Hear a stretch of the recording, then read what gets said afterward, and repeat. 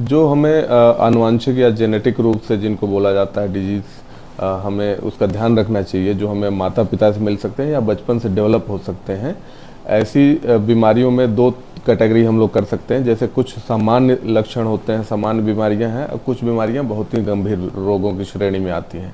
तो सामान्य बीमारियों की श्रेणी में ये देखा गया है सामान्यतः कि GERD, जिसमें कि गैस्ट्रोइसोफेजियल रिफ्लक्स है, लीवर से संबंधित फैटी लीवर की डिजीज है, और जो कि डायबिटीज से एसोसिएटेड होती है, डिस्पेप्सिया के सिम्टम, और कुछ मामलों में इवन जैसे IBD के सिम्टम है।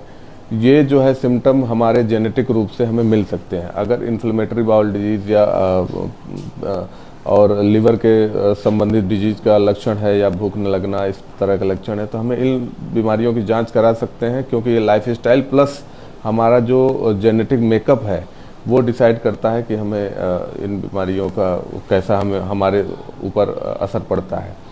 दूसरा जो है गंभीर रोगों में अगर हम लोग जाएंगे तो लीवर की कुछ बीमारियां हैं, जैसे कि हीमोक्रोमेटोसिस है, विल्सन डिजीज है, खाना पचाने वाली कुछ बीमारियां हैं जिसमें कि सीलियक डिजीज है। ये सब हमें जेनेटिक डिजीजों में क्लासिफाई करते हैं। अल्फा एंटीट्रिप्सिन डेफिशिएंसी है। पैंक्रेटाइटिस की काफ़ी बीमारियां हैं जो क्रोनिक पैंक्रेटाइटिस का रूप लेती हैं, ये भी जेनेटिक रूप से होती हैं।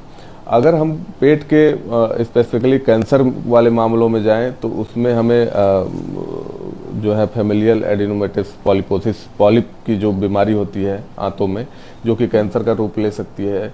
कुछ ऐसे ही पॉलिप सिंड्रोम्स हैं काफ़ी, जो कि हमें जेनेटिक रूप से, अगर मदर फादर में हमारे ऐसी हिस्ट्री है तो हम लोग को इसके प्रति बहुत ज़्यादा सतर्क रहना चाहिए और एक विशेषज्ञ से मिलके उनका टेस्टिंग अगर ज़रूरी हो तो ज़रूर करवाना चाहिए।